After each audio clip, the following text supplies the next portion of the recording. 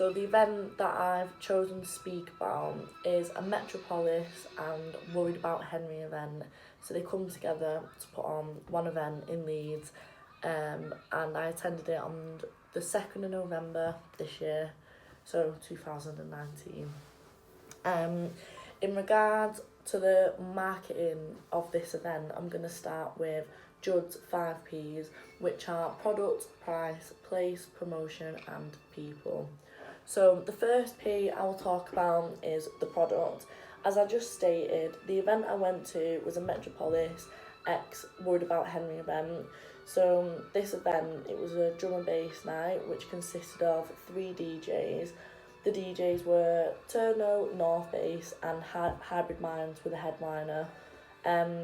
Both of these event companies, Worried About Henry and Metropolis, are quite well known in the local rave scene, as they're always hosting events, especially Worried About Henry. When I attended in November took place in a seminal rave venue called the Warehouse, so that's just outside the centre of Leeds. The venue is within walking distance for attendees that live in like student areas like Hyde or Headingley. However, it would probably take like half an hour to 40 minutes for them to actually walk there. So if people don't fancy walking, it's really easy for taxis or cars to get to. So when I attended the event, I got a taxi because I'm lazy and I don't fancy walking half an hour to a venue in that freezing cold weather. So overall, I like this venue. When I went to Hybrid Minds, I was really disappointed because the event was oversold, like so badly oversold. We couldn't even move, and they do this quite a lot apparently. When it's like bigger DJs, they oversell it, because my friend said that they went to an event once and it was the same, like no one could move, like we couldn't even dance.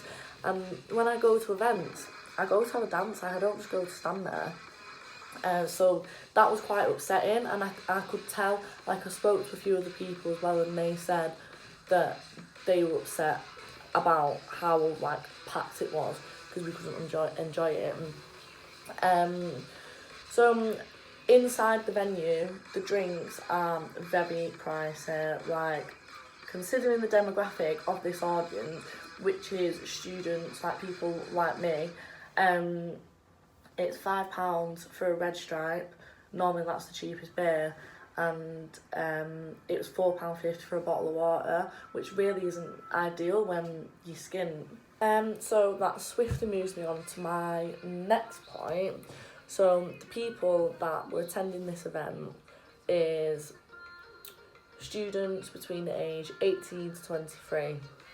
So the Warehouse is a strict 18 plus venue, and it's in a student city. Like, Leeds is known for how many students there are, how like the student life, etc.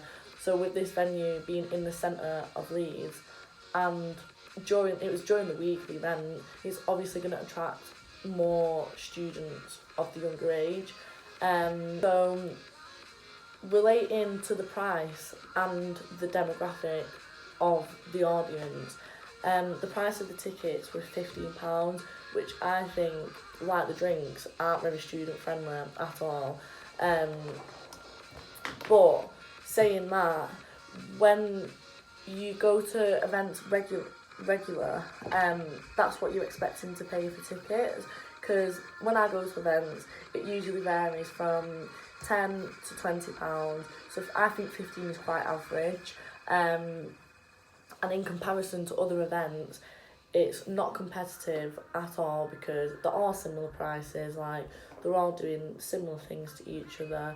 I think it's quite a valued price, but people that don't usually go to the events will probably think it's quite extortionate.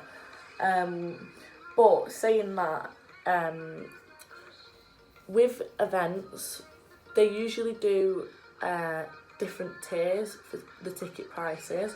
So on websites like Skiddle, for example, I'm always buying my tickets off Skiddle, and I bought my ticket for this event off Skiddle as well. They do tier 1, tier 2, tier 3, and sometimes final release, 4th tier. And the lower the tier, the cheaper the ticket price. So the longer you leave buying the ticket, the more it's going to be. So I bought mine on final release, so that's why it's £15. And I think this is just to encourage audiences to get their ticket. This event did sell out, but I was really surprised, you know, because I didn't realise that it did sell out. But then when I was looking it up for this vlog, it did sell out. And I'm only surprised because, in my opinion, I hardly seen anything about the event, like no build up or anything. They did very little promotion, and when they did promote it, it was mainly on social media platforms. So in terms of the attendee timeline, there was